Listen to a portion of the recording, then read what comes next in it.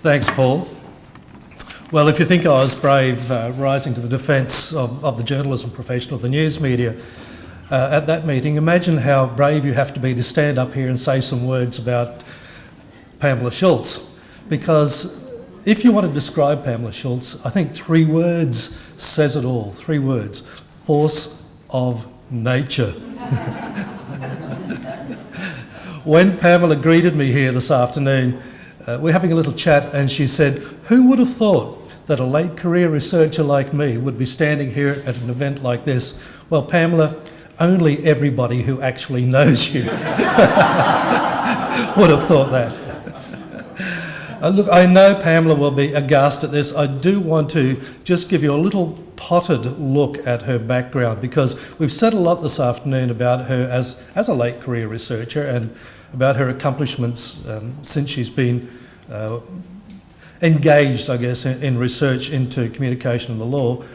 Not everybody here today will know other aspects of her background, so I just really quickly want to read a couple of things. So she's had 20 plus years experience in communication and the law. In fact, she's had a quarter of a century at the University of South Australia, teaching a range of different courses and in a range of different programs, not only at the University of South Australia, Pamela, but the predecessor as well. That's right, the SACAE, which gives you some indication of how long she's been doing it. She's been a print and radio journalist, a teacher and a lecturer. She was appointed as the Foundation Public Relations Manager for the Courts of South Australia, which I guess is where this research began and where her interest began, and it's blossomed into the book that we now have before us and a number of others which are to come, I'm sure, Pamela. So she lectures at the University of South Australia both onshore and offshore, travels to Hong Kong, Singapore, Malaysia to lecture. She has, as people have noted, qualifications in sociology, communications, and a master's degree in education, as well as a doctorate in communication. That is a wide range of qualifications, and I think it's that wide range and that wide range of experience which make this book so compelling. It's not just based in law or communication, it's based in a range of other disciplines and fields as well. Her thesis focused on linguistically based communication analysis of public opinion and research and confidence in the justice system. Pamela's won a number of awards for her, not only for her research, but also for her work in communication, and in particular South Australian Media Awards, has been nominated several times and has won the prestigious Laurenti Ellicott Award for Excellence for the Best Public Relations Campaign in Australia. Now, all of that gives you a kind of a taste, but not the flavour of who Pamela is and what it is that she's done. I want to also give you a little bit of the flavour of who she is as well. She is one of the most generous people that you could come across in a day's march. That generosity is obvious in a number of different ways. It's obvious in the way she mentors other people in the School of Communication, International Studies and Languages. It's obvious in the way that her students respond to her.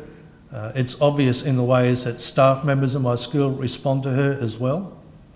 But it's also obvious in the very pragmatic things that she's done. One of the pragmatic things that she and her family have done is to sponsor a scholarship for public relations scholarship in my school. And I know that she's sponsored other scholarships in the university as well. So there's a number of dimensions to Pamela, but one of them is very pragmatic, and it is that force of nature again coming through. If she thinks something is worthwhile, then she will support it.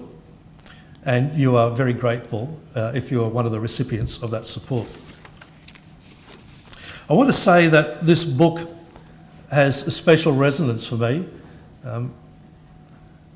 Paul mentioned that I was a newspaper editor. Long before that, I was a callow journalist in far north Queensland covering court reporting. And Michael, I very vividly remember as a 17-year-old going into court for the second time with a senior colleague who was showing me the ropes and being booted out in 40-degree heat in Cairns because I wasn't wearing a tie and being threatened with contempt. Thankfully, it didn't come to that. But I learnt my lesson. I wore a tie. Didn't matter how hot it was. And you mentioned also the value of courts. When you go to court as a court reporter, as a journalist from the other side of things, you see the whole panoply of life. You see society in all its various forms. You see the good, the bad, and the ugly. And courts are really important, and court reporting as well is really important because society gets to see that and gets to hear about it and gets to understand what it is that it's doing and what it is that the courts are doing.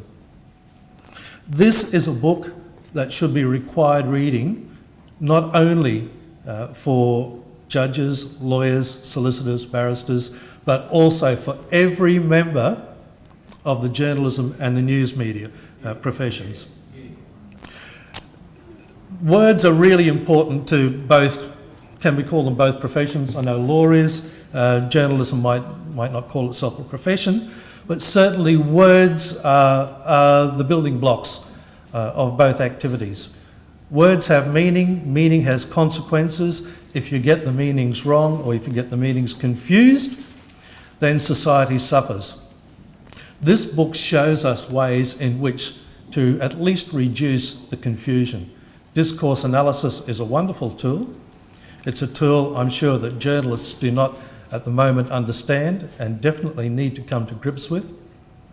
And we certainly will introduce it and have introduced it already into the program, the journalism program that we teach at the University of South Australia. As a result of this book, it will be reinforced, and the book is already in our library. So, Pamela, thank you very much. You will change lives, you will change professions. I'm sure that you will change the way that journalism is practiced, certainly in South Australia, and if I have anything to do with it, around Australia as well. Thank you very much. This is an important book, and we are the better off for you having written it. Thank you.